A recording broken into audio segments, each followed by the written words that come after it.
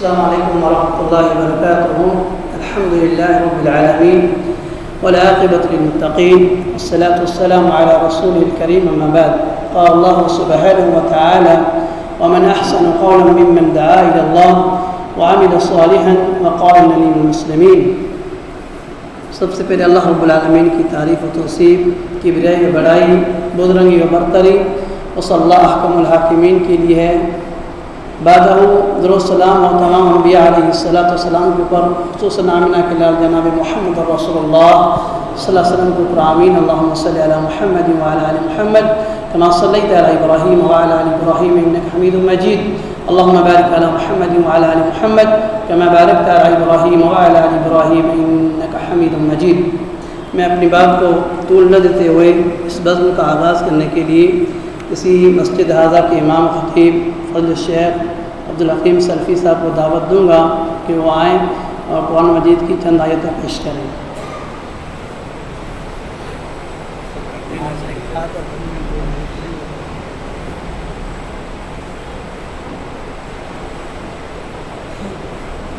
السلام علیکم ورحمۃ اللہ وبرکاتہ.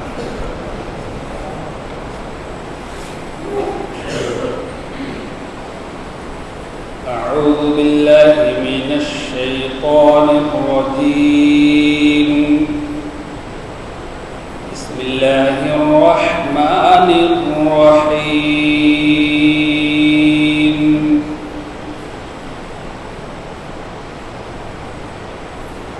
یا ایہا الذین آمنوا اتقوا اللہ ولتنظر نفس ما قدمت لغد واتقوا اللہ ان اللہ خبیر بما تعملون.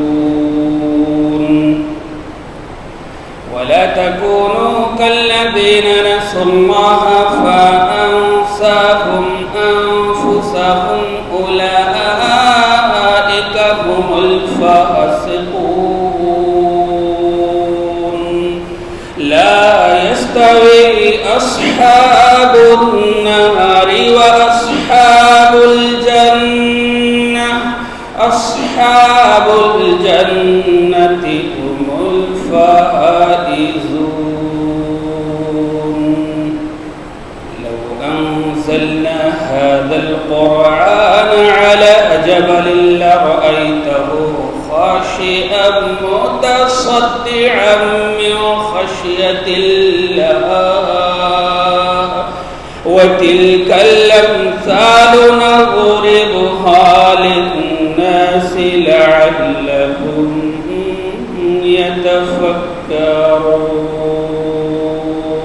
يتفكرون. هو الله الذي لا إله إلا هو عالم الغيب والشهادة. هو الرحمن الرحيم. هو الله الذي لا إله إلا هو الملك القدوس السلام المؤمن المهيمن العزيز الجبار المتكبر.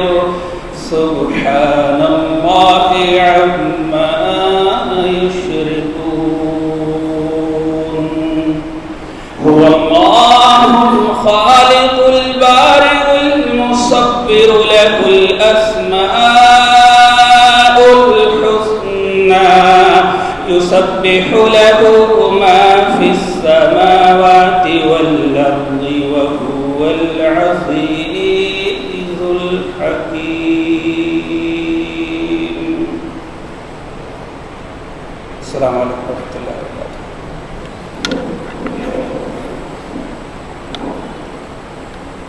شکر جزاک اللہ خیر. بعدہ میں بات کو لمبی نہ کرتے ہوئے، تفصیلاً نہ جاتے ہوئے، جو ہمارے آج کے خصوصی مہمان اور خطیب ہیں دکتور فاروق عبداللہ نانک مدنی حفظ اللہ سے میں گزارش کروں گا کہ وہ آئیں اور اپنے موضوع کی وضاحت کریں. تخلیق کائنات اور تخلیق انسانی میں توحید باری تعالیٰ کے کیا دلائل ہیں اس کے اوپر روشنی ڈالیں. فضل مشکورا. بسم اللہ الرحمن الرحیم.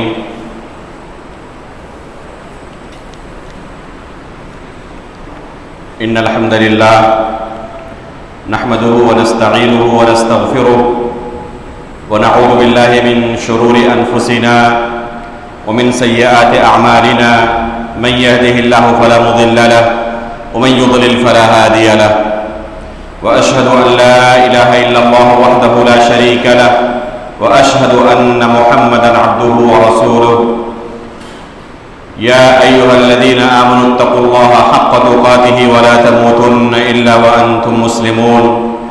يا أيها الناس اعبدوا ربكم الذي خلقكم من نفس واحدة وخلق منها زوجها وبث منهما رجالا كثيرا ونساء واتقوا الله الذي تساءلون به والأرحام إن الله كان عليكم رقيبا. يا أيها الذين آمنوا اتقوا الله وقولوا قولا سديدا يصلح لكم أعمالكم ويغفر لكم ذنوبكم ومن يطع الله ورسوله فقد فاز فوزا عظيما. أما بعد فإن أصدق الحديث كتاب الله وأحسن الهدي هدي محمد صلى الله عليه وسلم وشر الأمور محدثاتها وكل محدثة بدعة وكل بدعة ضلالة وكل ضلالة في النار. قال الله عز وجل في كتابه المجيد سبحان الذي أسرى بعبده ليلا من المسجد الحرام إلى المسجد الأقصى الذي باركنا حوله لنريه من آياتنا إنه هو السميع البصير. محترم ومکرم حاضرین مجلس، برادران اسلام، بزرگوں، دوستوں اور اسلامی بھائیوں، ابھی میں نے آپ کے سامنے قرآن مجید کی سورہ اسراء کی پہلی آیت کی تلاوت کی ہے. اس آیت میں اللہ رب العالمین نے ہمیں کئی امور کی طرف توجہ دلایا ہے. یہ سورہ سورۃ الاسراء کے نام سے معروف ہے. نبی کریم صلی اللہ علیہ وسلم کو ہجرت سے پہلے مکہ مکرمہ کے اندر جب اللہ کے رسول صلی اللہ علیہ وسلم تھے تو مکہ مکرمہ سے بیت المقدس تک اللہ کے رسول صلی اللہ علیہ وسلم کو رات میں لے جایا گیا اور پھر وہاں سے سفر شروع ہوا 7ویں آسمان تک. اور پہلے آسمان، دوسرے آسمان، تیسرے آسمان کو پار کرتے ہوئے 7ویں آسمان کے اوپر اللہ کے رسول صلی اللہ علیہ وسلم پہنچے اور پھر اللہ رب العالمین سے ہم کلام ہوئے. اللہ رب العالمین نے اس سفر میں نبی کریم صلی اللہ علیہ وسلم پر 5 وقت کی نمازیں فرض کی. قرآن کی اس آیت کی تفسیر صحیح بخاری اور صحیح مسلم کے اندر بہت ہی تفصیل کے ساتھ آئی ہوئی ہے. امام بخاری رحمہ اللہ نے اسراء اور معراج کے قصے کو صحیح بخاری کے اندر، اسی طرح امام مسلم نے اپنی کتاب صحیح کے اندر تفصیل کے ساتھ ذکر کیا ہے. اور ہمیں معلوم ہے کہ قرآن مجید کے بعد دنیا کی سب سے صحیح ترین کتاب صحیح بخاری، اس کے بعد صحیح مسلم ہے. اس کے اندر جتنی حدیثیں وارد ہیں سب سے صحیح سندوں سے وارد ہیں. یہ تمام حدیثیں صحیح ہیں. تو صحیح بخاری اور صحیح مسلم کے اندر تفصیل کے ساتھ اللہ کے رسول صلی اللہ علیہ وسلم نے اس پورے سفر کے اندر جو کچھ ہوا تفصیل کے ساتھ بیان کیا اور اسے صحابہ اکرام نے سن کر، خصوصاً انس بن مالک رضی اللہ تعالیٰ عنہ نے سن کر اسے بیان کیا. بے شمار صحابہ اکرام سے یہ حدیث مروی ہے. صحیح بخاری کے اندر انس بن مالک رضی اللہ تعالیٰ عنہ سے یہ حدیث آئی ہوئی ہے. اس واقعے میں ہمارے لیے بہت ساری نصیحتیں ہیں، سیکھنے کی بہت ساری ہمارے لیے چیزیں موجود ہیں۔ پہلی چیز یہ کہ اس واقعے سے اللہ رب العالمین کی قدرت کا پتہ چلتا ہے کہ اللہ رب العالمین ہر چیز پر قادر ہے، اللہ رب العالمین کی قوت کا پتہ چلتا ہے۔ اسی طرح نبی کریم صلی اللہ علیہ وسلم کے مقام و مرتبے کا پتہ چلتا ہے کہ اللہ کے رسول صلی اللہ علیہ وسلم کو اللہ رب العالمین نے مکہ مکرمہ سے بیت المقدس کی طرف سفر کرایا، اور وہاں پر بیت المقدس میں پہنچنے کے بعد تمام انبیاء کرام کی اللہ کے رسول نے امامت کی، اور تمام انبیاء کرام کے امام بنے، اور آپ کے پیچھے دوسرے انبیاء کرام نے نماز ادا کی۔ اللہ کے رسول صلی اللہ علیہ وسلم نے ایک دوسری حدیث میں بیان فرمایا ہے، انا سید ولد آدم ولا فخر، میں بنی آدم کا سردار ہوں اور اس میں کوئی فخر کی بات نہیں ہے۔ یہ خبر کے طور پر اللہ کے رسول نے بیان کیا، فخر کے طور پر نہیں، کیونکہ فخر کرنا یہ اللہ رب العالمین کی شان کے لائق ہے۔ تو اللہ کے رسول صلی اللہ علیہ وسلم کا مقام و مرتبہ کتنا عظیم مقام و مرتبہ اللہ تعالیٰ نے اللہ کے رسول کو عطا کیا ہے، اس واقعے سے پتہ چلتا ہے کہ تمام انبیاء کرام کی اللہ کے رسول صلی اللہ علیہ وسلم نے امامت کی۔ اس کے بعد یہ پتہ چلتا ہے کہ اللہ رب العالمین کہاں پر ہے؟ اللہ رب العالمین عرش کے اوپر ہے، ساتویں آسمان کے اوپر ہے، عرش پر مستوی ہے۔ اگر اللہ رب العالمین ہر جگہ موجود ہوتے، جیسے کہ بعض لوگوں کا خیال ہے جو کہ باطل عقیدہ ہے، تو اللہ کے رسول صلی اللہ علیہ وسلم کو ساتویں آسمان کے اوپر بلانے کی کوئی ضرورت نہیں تھی۔ اگر اللہ رب العالمین ہر جگہ ہوتے تو ساتویں آسمان کی طرف اللہ کے رسول کو بلایا نہیں جاتا۔ یہ بہت بڑی دلیل ہے کہ اللہ رب العالمین کہاں پر ہے؟ اللہ رب العالمین عرش کے اوپر مستوی ہے، اور ایک دو آیتوں کے اندر نہیں، قرآن کریم کے اندر 7 جگہوں پر اللہ رب العالمین نے آیت نازل کی، الرحمن علی العرش استوى، الرحمن علی العرش استوى، کہ اللہ رب العالمین عرش پر مستوی ہے، عرش پر مستوی ہے۔ یہ بار بار یہ آیت دہرانے کی وجہ کیا ہے؟ تاکہ لوگوں کے دلوں کے اندر یہ عقیدہ راسخ ہو جائے کہ اللہ رب العالمین ہر جگہ نہیں بلکہ آسمان کے اوپر، ساتویں آسمان کے اوپر، عرش کے اوپر مستوی ہے۔ اسی طرح ثم استوى علی العرش، یہ آیت قرآن مجید کے اندر اللہ تعالیٰ نے 6 جگہوں پر نازل کی۔ الرحمن علی العرش استوى 7 جگہوں پر، اور ثم استوى علی العرش 6 جگہوں پر، کل 13 جگہوں پر ایک ہی چیز کو اللہ رب العالمین نے ریپیٹ کیا، دہرایا، تاکہ مسلمانوں کے دلوں کے اندر یہ عقیدہ راسخ ہو جائے کہ اللہ رب العالمین ہر جگہ نہیں، اللہ رب العالمین عرش کے اوپر مستوی ہے۔ اور اس طرح کی ایک دو نہیں، بے شمار دلیلیں موجود ہیں کتاب اللہ کے اندر، سنت رسول کے اندر، کہ اللہ رب العالمین ہر جگہ نہیں بلکہ اللہ رب العالمین عرش کے اوپر مستوی ہے۔ تو اللہ رب العالمین نے نبی کریم صلی اللہ علیہ وسلم کو 7ویں آسمان کے اوپر بلایا، اور پھر اللہ کے رسول سے ہم کلام ہوئی۔ اس سے یہ بھی پتہ چلتا ہے کہ اللہ رب العالمین کلام کرتا ہے، جب چاہتا ہے، جس سے چاہتا ہے اللہ رب العالمین کلام کرتا ہے۔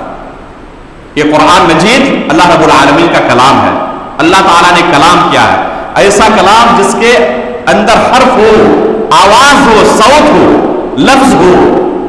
ایسا نہیں کہ جیسے بعض باطل فرقے کہتے ہیں کہ یہ کلام نفسی مراد ہے، یہ حقیقی کلام نہیں ہے، یہ کفریہ عقیدہ ہے، اور اسی بنا پر وہ کلام اللہ کو، قرآن مجید کو مخلوق قرار دیتے ہیں۔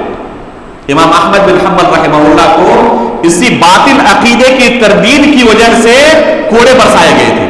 کتنے سلف صالحین کو اس باطل عقیدے کی تردید کی وجہ سے سخت اذیتوں سے گزرنا پڑا تھا۔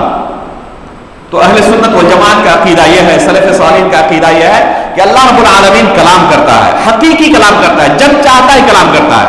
اللہ رب العالمین نے نبی کریم صلی اللہ علیہ وسلم کو جب بلایا 7ویں آسمان کے اوپر، تو اللہ کے رسول کے ساتھ کلام کیا، اور تفصیلی حدیث موجود ہے کہ پہلے 50 وقت کی نمازیں، 50 نمازیں، 50 وقت نہیں بلکہ 50 نمازوں کا تذکرہ ہے، 50 صلاۃً، 50 نمازیں فرض کی۔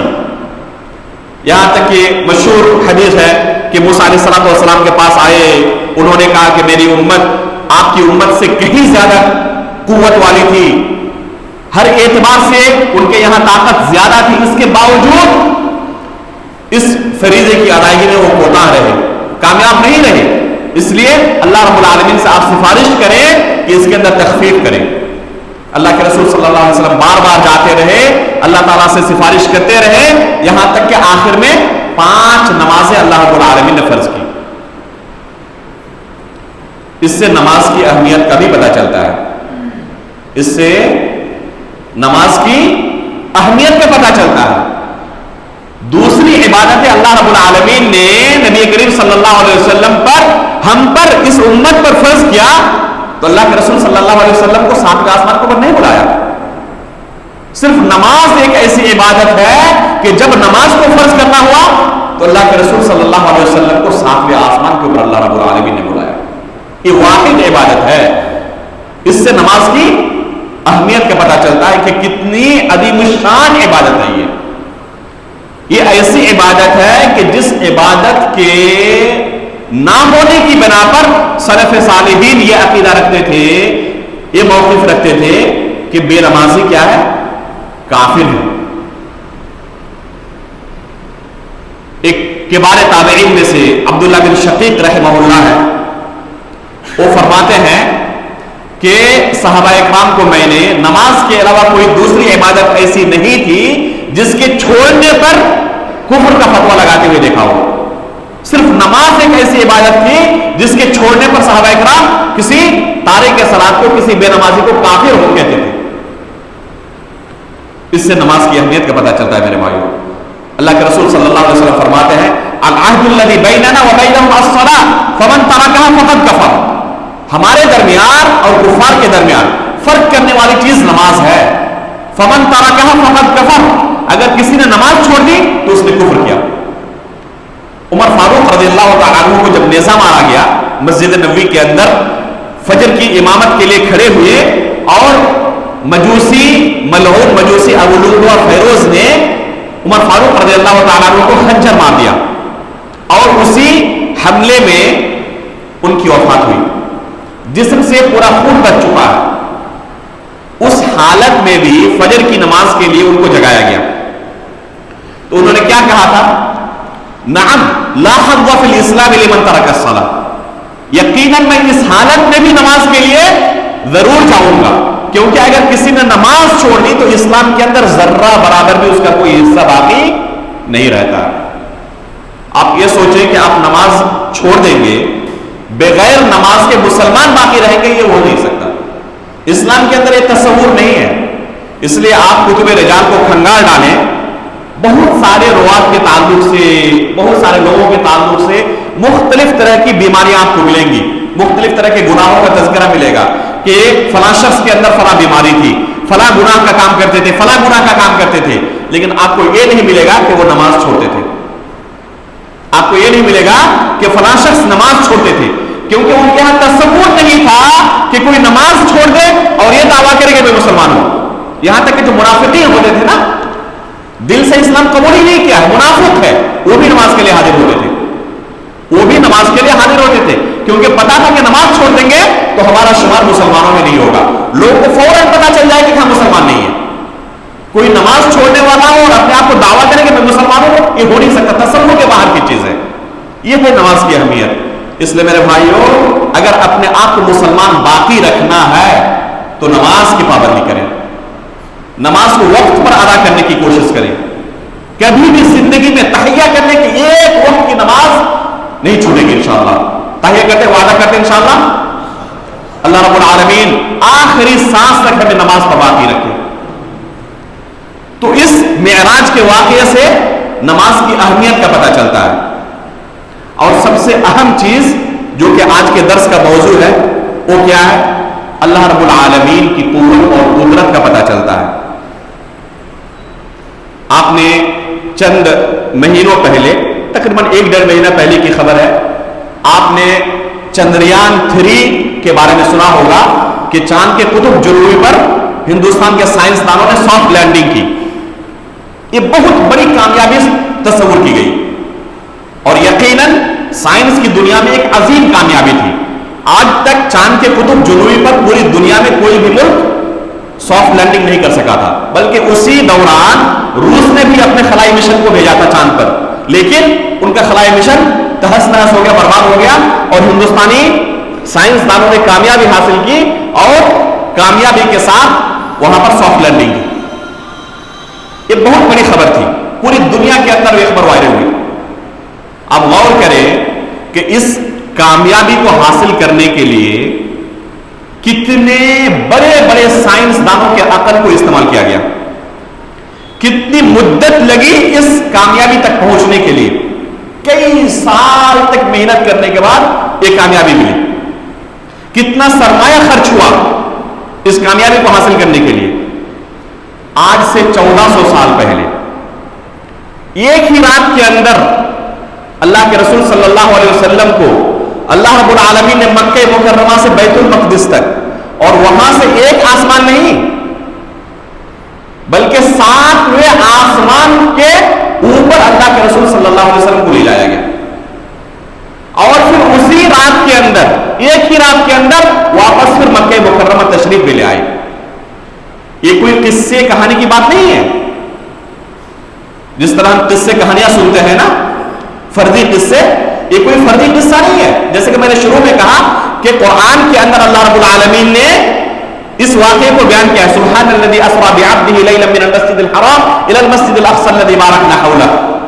قرآن کے اندر اللہ رب العالمین نے اس قصے کو ذکر کیا ہے، اور اللہ کے رسول صلی اللہ علیہ وسلم نے تفصیل کے ساتھ اس پورے قصے کو بیان کیا ہے، جو کچھ اللہ کے رسول کے ساتھ ہوا، اور صحیح بخاری کے اندر اور صحیح مسلم کے اندر تفصیل کے ساتھ یہ قصہ موجود ہے، جو کہ دنیا کی سب سے صحیح ترین کتاب ہے۔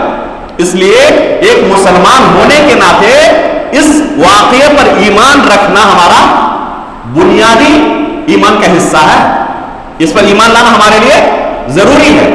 ابوبکر صدیق رضی اللہ تعالیٰ عنہ کے سامنے کفار قریش آئے، جب اللہ کے رسول نے یہ واقعہ بیان کیا مکہ والوں کے سامنے، تو وہ فوراً ابوبکر صدیق کے پاس آئے کہ آج اچھا موقع ہے ابوبکر صدیق رضی اللہ تعالیٰ عنہ کو یہ بیان کرنے کا کہ دیکھیں آپ کے جو دوست ہے یعنی اللہ کے رسول صلی اللہ علیہ وسلم یہ کس قدر جھوٹے ہیں۔ ابوبکر صدیق کے پاس آیا اور کہا کہ آج آپ کے دوست نے ایک ایسی بات کا دعویٰ کیا ہے کہ آپ بھی ان کی بات کو نکار دیں گے اور انکار کر دیں گے۔ یہ قبول کرنے والی بات نہیں ہے، دماغ کے اندر عقل کے اندر آنے والی بات نہیں ہے۔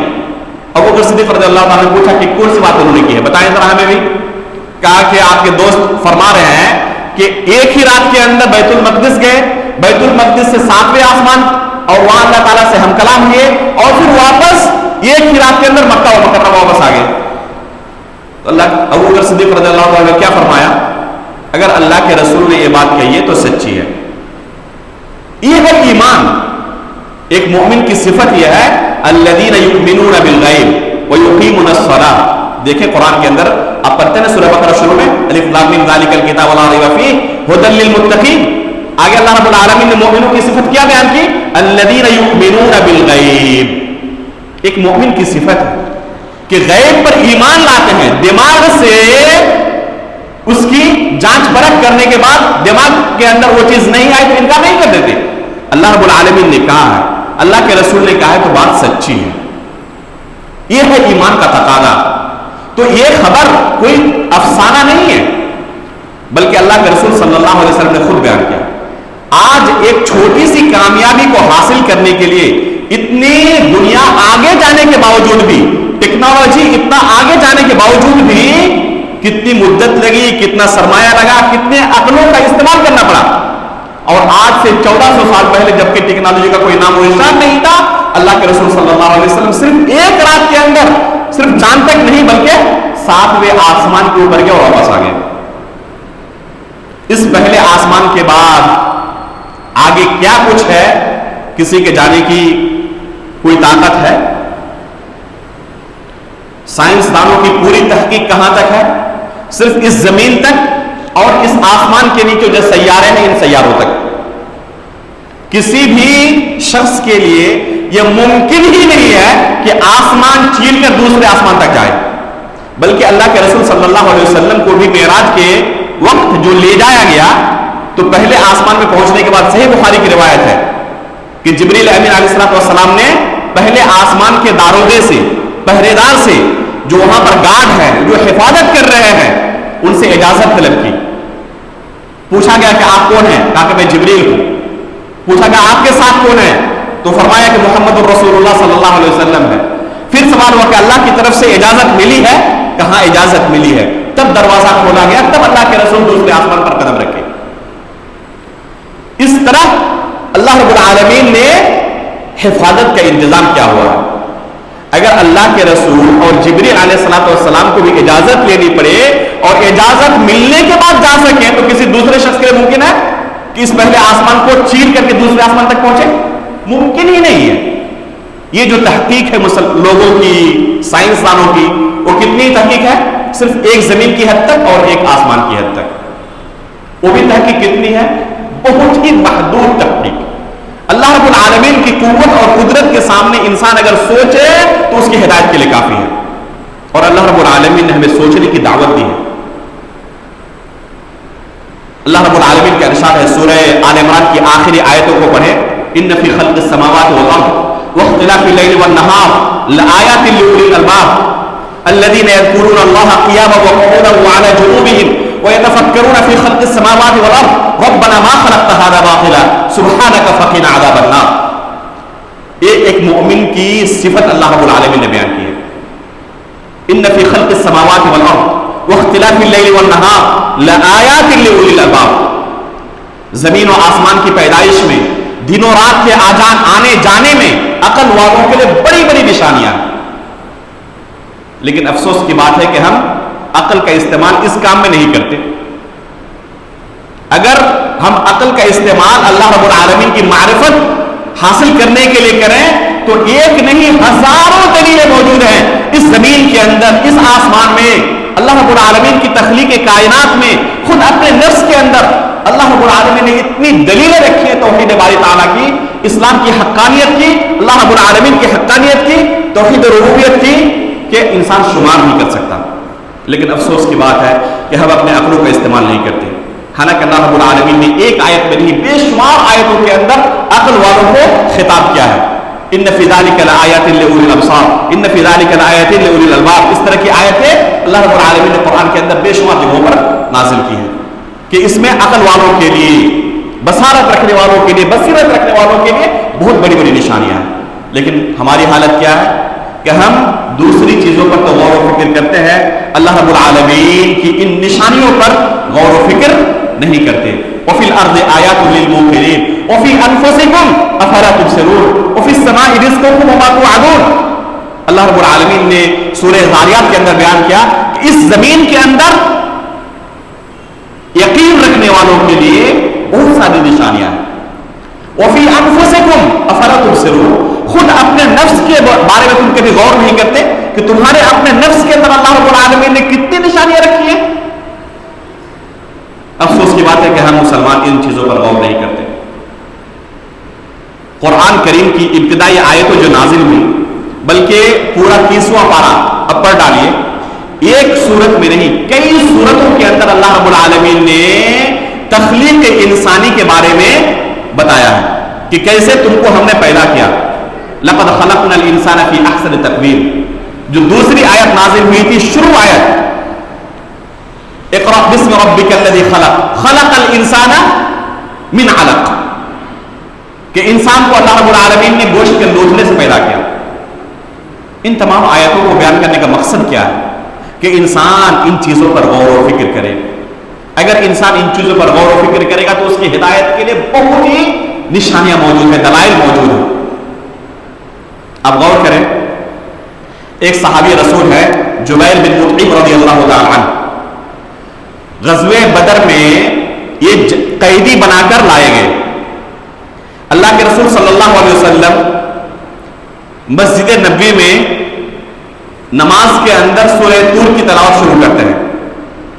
جب اس آیت پر پہنچے ام خلقوا من غیر شیء ام هم الخالقون, کہ جن کی آپ عبادت کرتے ہو ایسے ہی پیدا ہو گئے یا ان کا کوئی خالق ہے, انہیں کوئی پیدا کرنے والا ہے. تو فرماتے ہیں کاد قلبی ان یطیر, اس آیت کو سن کر میری دلی کیفیت اس طرح ہو گئی کہ گویا کہ اپنے دل پر میرا کنٹرول نہیں ہے. فرماتے ہیں کہ یہ پہلا مرحلہ تھا جب اسلام نے میرے دل پر دستک دی، اور یہیں سے میرے دل کے اندر اسلام بیٹھ گیا، اور پھر یہی سبب بنا اسلام قبول کرنے کا۔ اگر انسان غور و فکر کرے اللہ رب العالمین کی اس صفت کے بارے میں کہ اللہ رب العالمین نے ہمیں پیدا کیا ہے، پہلی آیت کے اندر اللہ رب العالمین نے اپنی بے شمار نشانیوں میں سے جس صفت کا تذکرہ کیا ہے، بے شمار صفات میں سے جس صفت کا تذکرہ کیا وہ کون سی صفت ہے؟ اقرأ بسم ربک الذی خلق، اس رب کے نام سے پڑھو جنہوں نے پیدا کیا ہے۔ یہ پیدا کرنے والی جو صفت ہے اللہ رب العالمین کے علاوہ کوئی دوسرا کر سکتا ہے؟ اپنے نفس کے بارے میں غور کریں کہ جو سسٹم اللہ رب العالمین نے ہمارے نفس کے اندر رکھا ہے، کیا کسی مخلوق کے لیے اس نے بہترین انداز میں اسے چلانا، اسے پیدا کرنا، تیار کرنا ممکن ہے؟ اگر صرف ایک انسان کی بات آ جائے، اس کا جسم کا کوئی سسٹم فیل ہو جائے، مثلا کڈنی فیل ہو جائے، اللہ نہ کرے کہ کسی کے ساتھ اس طرح کے حادثات ہوں، تو صرف ایک سسٹم کو چلانے کے لیے باقی دوسرے اعضاء کام کر رہے ہیں، ایک سسٹم فیل ہو گیا، اس کو صحیح طریقے سے چلانے کے لیے کتنا خرچ کرنا پڑتا ہے؟ آپ اسپتالوں میں جائیں، جو ڈائلیسس کے مریض ہوتے ہیں، تو ایک مریض کے اوپر ہر ہفتے کتنا وقت صرف کرنا پڑتا ہے؟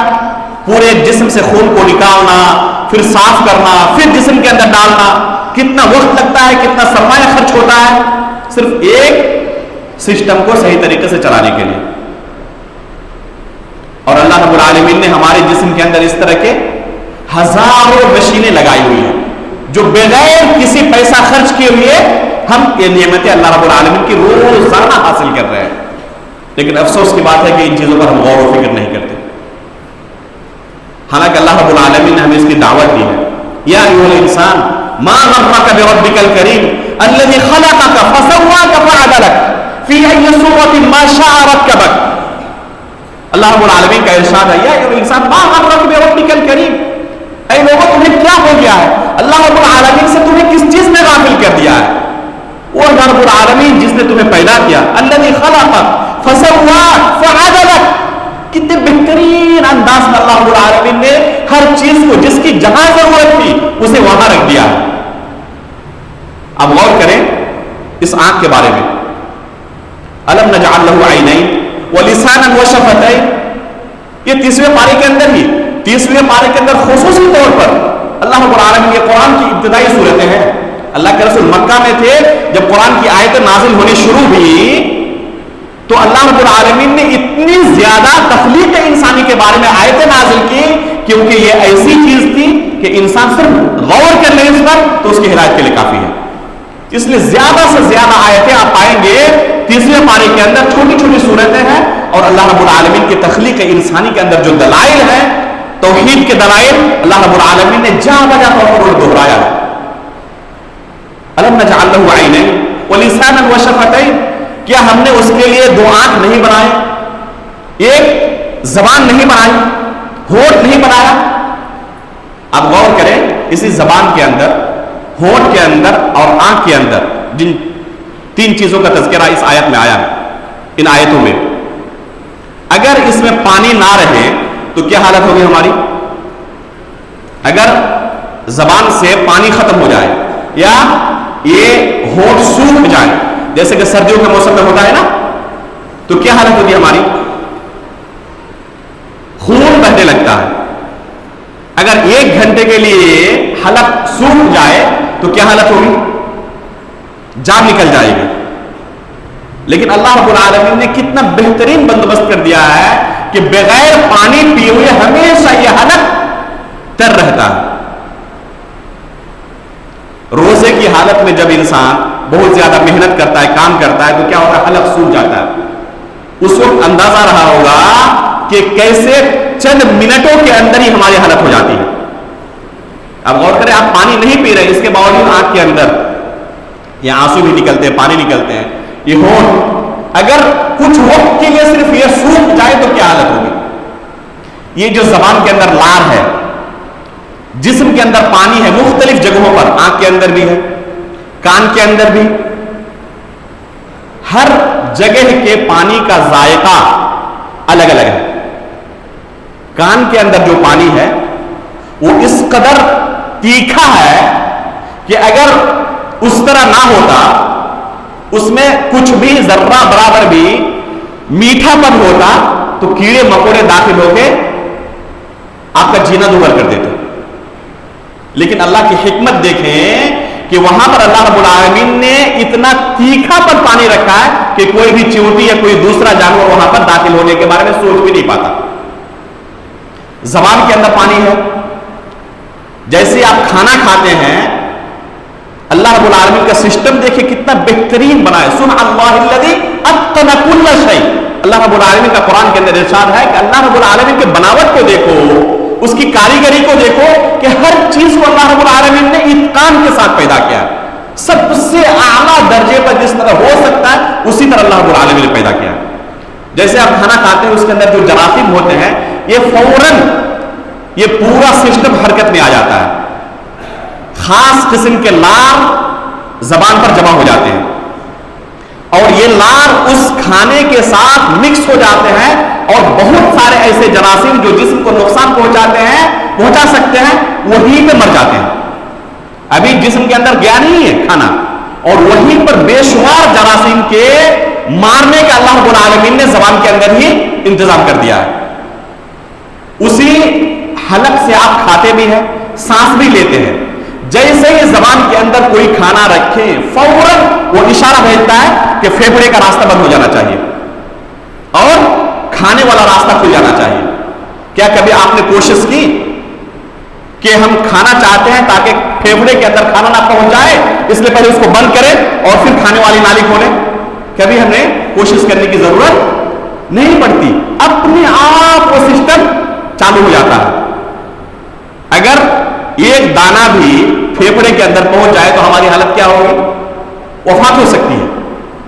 اگر پھیپھڑے کے اندر ایک دانہ بھی کھانے کا پہنچ جائے تو وفات ہو سکتی ہے. پھر وہ پورا کھانا معدے کے اندر جاتا ہے، آپ آرام سے سو رہے ہوتے ہیں، کوئی آپ کو تکلیف نہیں ہوتی اور وہ پورا سسٹم پیٹ کے اندر کام کر رہا ہے، کھانے کو ہضم کر رہا ہے. آپ غور کریں کہ آپ کے جسم کے اوپر، اس چمڑے کے اوپر اگر شوربہ لگ جائے، یہ چمڑا ہے نا، شوربہ لگ جائے یا دال گر جائے تکلیف ہوتی ہے نہیں ہوتی ہے؟ جب تک نہ دھولے تب تک چین نہیں ملتا. پورا کھانا آپ کے معدے کے اندر جا رہا ہے، آ رہا ہے، پورا سسٹم چل رہا ہے. کبھی تکلیف محسوس ہوئی پیٹ میں؟ کیا اس میں اللہ رب العالمین نے نشانی نہیں رکھی ہے؟ اس پورے سسٹم کے اندر انسان سوچے تو اللہ رب العالمین کی توحید کے کتنے دلائل ہیں کہ اللہ رب العالمین کوئی ایسی ذات ہے جو اس تمام سسٹم کو بہترین طریقے سے چلا رہا ہے، کیونکہ کسی مخلوق کے بس کی بات نہیں ہے. آج تک دنیا میں جو سب سے اعلیٰ کوالٹی کا کیمرہ ہوا ہے، اس کیمرے کا رینج بھی وہ نہیں ہے بلکہ اس کے لاکھوں حصے کا ایک حصہ بھی نہیں ہے جو کیمرہ اللہ رب العالمین نے ہمیں عطا کیا ہوا ہے. ابھی میں ایک آرٹیکل پڑھ رہا تھا آنکھ کے بارے میں، اس میں لکھا ہے کہ ایک سیکنڈ کے اندر یہ 20 سے زائد تصویریں، جس طرح کیمرے سے تصویریں کھینچتے ہیں نا، یہ جاری ہے جیسے تصویریں لے رہا، 20 سے زائد تصویریں لے سکتا ہے. یہ دنیا کا کوئی کیمرہ اتنا ایڈوانس نہیں ہوا جو یہ کام کر سکے. اور تقریباً 10 ملین یعنی 1 کروڑ الگ الگ رنگوں کے درمیان بیک وقت یہ آنکھ تفریق کر سکتا ہے. اس کے اندر اللہ رب العالمین نے پاور دیا ہے کہ 1 کروڑ الگ الگ رنگوں کے درمیان تمیز اور تفریق یہ آنکھ کر سکتی ہے. دنیا کا کوئی کیمرہ آج تک ایسا پیدا نہیں ہوا. کیا یہ کسی مخلوق کا کام ہو سکتا ہے؟ کسی مخلوق کے اندر یہ قوت ہے کہ یہ کام کر سکے؟ ظاہر سی بات ہے کہ ہم یہ یقین کے ساتھ کہہ سکتے ہیں کہ کسی مخلوق کا یہ کام نہیں ہو سکتا. اس کا مطلب کہ کوئی خالق ہے ام خلقوا من غیر شیء ام هم الخالقون. کیا ایسے یہ چیزیں پیدا ہو گئی یا کوئی ان کا خالق ہے؟ یقیناً ایسے یہ چیزیں پیدا نہیں ہو گئی ہیں. کوئی ان کا خالق ہے تو وہ کون خالق؟ کیا اس خالق کے کچھ حقوق نہیں ہیں؟ کیا ہم وہ حقوق ادا کر رہے ہیں؟ ظاہر سی بات ہے کہ ہم اس سے غافل ہیں. اس لیے ضرورت ہے کہ ہم ان چیزوں پر غور کریں جو اللہ رب العالمین نے ہمیں نعمتیں عطا کی ہیں. ان نعمتوں کے بارے میں سوچیں, اپنا دماغ لگائیں, اپنی عقل کا استعمال کریں اللہ رب العالمین کی معرفت کے لیے. آنکھوں کا ریٹینا جو نکلتا ہے, روشنی نکلتی ہے, ہر شخص کے آنکھوں کا ریٹینا دوسرے سے مختلف ہے. کسی کے آنکھوں کا ریٹینا کس دوسرے سے ملتا ہے. جیسے آپ آدھار کارڈ بنانے جائیں گے تو کیا کرتے ہیں, وہ کیمرے سے آنکھوں کا ریٹینا لیتے نہیں لیتے. کس وجہ سے؟ کیونکہ دنیا کے اندر کوئی دو لوگ ایسے نہیں مل سکتے کہ دونوں کے آنکھوں کا ریٹینا ایک جیسا ہو. ممکن ہی نہیں ہے. کیا کوئی مخلوق یہ کام کر سکتا ہے؟ ممکن ہے. جسم کے اندر ایک بو نکلتی ہے, ہر شخص کی مہک جسم کی دوسرے سے مختلف ہے. ڈی این اے ٹیسٹ کے بارے میں آپ نے سنا ہوگا, جانتے ہیں. کسی کی وفات ہو گئی ہو سینکڑوں سال پہلے, ڈی این اے ٹیسٹ کے ذریعے آپ پتا کر سکتے ہیں کہ یہ کون سا شخص تھا. اسپتالوں کے اندر بچے گم ہو جاتے ہیں, دو لوگ دعویٰ کرتے ہیں ایک ساتھ کہ یہ میرا بچہ ہے, یہ میرا بچہ ہے. اللہ کے فضل و کرم سے اللہ رب العالمین نے لوگوں کو یہ عقل دی ہے, یہ ٹیکنالوجی اتنی آگے بڑھ چکی ہے کہ ڈی این اے ٹیسٹ کے ذریعے وہ پتا لگا لیتے کہ نہیں یہ فلاں کا بچہ ہے, یہ فلاں کا بچہ ہے. کیا کوئی انسان دنیا کے اندر جتنے لوگ ہیں ہر ایک کا ڈی این اے دوسرے سے الگ ہے؟ کوئی مخلوق یہ کام کر سکتا ہے؟ اس میں دلیل نہیں ہمارے لیے کہ کوئی خالق ہے جو یہ کام کر رہا ہے. یہ تو تخلیق انسانی کے اندر توحید باری تعالیٰ کے دلائل ہیں. اب تخلیق کائنات کے اندر دیکھیں, وفی الارض آیات للموقنین, اللہ رب العالمین نے فرمایا اس زمین کے اندر یقین رکھنے والوں کے لیے بے شمار نشانیاں ہیں. اس علاقے میں جیسے آپ کے سامنے مسجد کے باہر ایک درخت ہے, کافی پتے ہیں اس میں. اگر ہمیں کہا جائے کہ اس درخت کے اندر کتنے پتے ہیں گن کر بتاؤ, تمہارے پاس 1 سال کا وقت رہا, بتا سکتے ہیں کتنے پتے ہیں؟ پورے اس شہر کے اندر, بھوج کے اندر کتنے درخت ہیں, درختوں کی تعداد کے بارے میں ماشاءاللہ یہاں جنگلات کافی ہیں, کافی زیادہ درخت ہیں. اگر صرف تعداد شمار کرنے کے لیے ہمیں کہا جائے کہ پورے بھوج کے جتنے بھی لوگ ہیں ذرا صرف درختوں کی تعداد کے بارے میں بتا دو کہ کتنے درخت ہیں, کوئی کر سکتا ہے کام؟ پوری دنیا کے اندر کتنے درخت ہوں گے؟ تمام جو ہمارے پاس اختیارات ہیں, جو ٹیکنالوجی ہے, اس کو استعمال کرنے کے بعد بھی پوری دنیا کے درختوں کی تعداد کے بارے میں ہم نہیں پتا کر سکتے. قرآن کی آیت پر اللہ رب العالمین نے کیا کہا ہے, ایک مثال دی ہے سمجھانے کے لیے, ایسی مثال کہ ہر شخص کی سمجھ میں آ جائے گی جس کو بھی اللہ نے عقل دی ہے. اللہ رب العالمین کا ارشاد ہے وَعِندَهُ مَفَاتِحُ الْغَيْبِ لَا يَعْلَمُهَا إِلَّا هُوَ وَيَعْلَمُ مَا فِي الْبَرِّ وَالْبَحْرِ وَمَا تَسْقُطُ مِنْ وَرَقَةٍ إِلَّا يَعْلَمُهَا, کہ اگر کسی درخت سے کوئی پتا بھی گرتا ہے تو اللہ رب العالمین کو اس کی بھی خبر ہوتی ہے. اللہ اکبر. یہ ہے اللہ رب العالمین کا علم, اور ایک ہے ہم بندوں کا علم. اور اپنے علم کی بنا پر ہمیں کافی غرور ہوتا ہے اور اسی رب کا انکار کر دیتے ہیں, اسی رب کو نہیں مانتے. وہ اللہ رب العالمین جو ہر چیز کا خالق ہے, جو ہر ایک سے بڑا ہے, محتاج کی اسی رب کو بھول جاتے ہیں. یہ نماز کے اندر, اذان کے اندر کتنی مرتبہ ہم سنتے ہیں روزانہ اللہ اکبر اللہ اکبر, سنتے نہیں سنتے؟ یہ جو ہماری زندگی کے اندر ایک لفظ روزانہ سینکڑوں بار دہرایا جاتا ہے, اب تک کتنی مرتبہ ہم نے یہ جملہ سن لیا ہوگا؟ اگر کسی کی عمر 40-50 سال ہو گئی ہوگی تو غور کریں کہ روزانہ اللہ اکبر کا کلمہ کتنی مرتبہ سنتے ہیں؟ 100 مرتبہ سے زیادہ یہ جملہ سنتے ہیں اور کہتے ہیں. 200-250 مرتبہ روزانہ اللہ اکبر اللہ اکبر اللہ اکبر کا لفظ ہم کہتے ہیں. ہر نماز کے بعد جب تسبیح پڑھتے ہیں تو کیا کہتے ہیں؟ سبحان اللہ, الحمدللہ, اللہ اکبر 33 مرتبہ. اذان کے اندر اللہ اکبر, ایک نماز کے اندر ایک رکن سے دوسرے رکن منتقل ہوتے وقت اللہ اکبر, تقریباً 200-250 مرتبہ روزانہ یہ کلمہ اپنی زبان سے ہم دہراتے ہیں. اللہ رب العالمین نے اس کلمے کو جو ہماری زندگی کا ایک حصہ بنا دیا ہے, اس کے پیچھے کوئی مقصد نہیں ہے؟ ایسے ہی اللہ تعالیٰ نے اس کا حصہ بنا دیا یا کوئی مقصد ہے؟ یقیناً مقصد ہے. ایسے ہی اللہ رب العالمین نے ہماری زندگی کا اسے حصہ بنا نہیں دیا ہے. اگر ہماری عمر 40-50 سال ہو گئی ہے تو کتنے لاکھوں مرتبہ ہم نے اللہ اکبر کا لفظ اپنی زبان سے ادا کر لیا. اس کے پیچھے کیا اللہ رب العالمین ہمیں کوئی میسج نہیں دینا چاہتا؟ ظاہر سی بات ہے کہ بہت بڑا میسج ہے، لیکن اس کلمے کو سینکڑوں بار روزانہ ادا کرنے کے باوجود اس میسج سے اور اس حقیقت سے ہم غافل ہیں. اللہ سب سے بڑا ہے، اللہ سب سے بڑا ہے، اللہ سب سے بڑا ہے. یہ آپ نے سوچنے کی کوشش کی کہ اللہ کتنا بڑا ہے؟ یہ زمین اتنی بڑی ہے کہ اس کا کوئی کنارہ آپ کو نہیں ملتا. یہ آسمان سر کے اوپر ہے، کوئی کھمبا نظر نہیں آتا، لیکن یہ ہمارے سروں پر گرتا بھی نہیں. سائنسدانوں کی پوری تحقیق اسی زمین اور اسی آسمان کے بارے میں جو مخلوقات ہیں وہیں تک محدود ہے، اس سے آگے نہیں. اس زمین کے بعد بھی اور 6 زمینیں ہیں، اس آسمان کے بعد بھی اور 6 آسمان ہیں. ان تمام آسمانوں میں، زمینوں میں اللہ تعالیٰ نے کیا کچھ رکھا کسی نے آج تک دیکھا ہی نہیں. جو چیزیں دیکھتے ہیں ہم، جن چیزوں کے بارے میں سائنسدانوں کی تحقیق اب تک پہنچی ہے، وہ کتنی بڑی ہے ذرا وہ سن لیں. یہ جو سورج ہم دیکھتے ہیں، سائنسدان کہتے ہیں، دعویٰ کرتے ہیں کہ یہ سورج اس زمین سے 13 لاکھ گنا بڑا ہے. اللہ اکبر. یعنی اس طرح کی اور 13 لاکھ زمینیں ہوتی تو ایک سورج کے برابر ہو سکتی تھی. اس کا خالق کون ہے؟ اس کا بھی خالق اللہ رب العالمین ہے.